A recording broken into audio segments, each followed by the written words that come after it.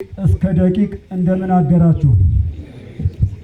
እንግዲህ አገራችን በተለይ ጃና ሞራ ሲደመር ክልላችን ኢትዮጵያችን የሰላም የፍቅር የአንድነት ሀገር እንዲሆንልን ሁላችንም ከልባችን እንመኛልና ስለዚህ መድረካችን እንደሚታወቀው በጸሎት እንከፍታለን። አገራችን የሰላም የአማን የፍቅር የአንድነት እንዲያደርግልን ፋቲሃ። ብስሚላህ الرحمن الرحيم الحمد لله رب العالمين الرحمن الرحيم مالك يوم الدين إياك نعبد وإياك نستعين اهدنا الصراط المستقيم صراط الذين أنعمت عليهم غير المغضوب عليهم ولا الضالين آمين።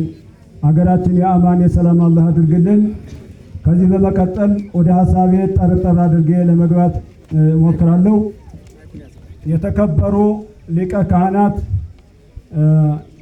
የጃና ሞራ ወረዳ ሊቀ ካህናት ኃላፊ አቶ ቶማስ ሊሳን፣ እንደዚሁም የተከበሩ አቶ አበበ የጃና ሞራ ወረዳ የካህናት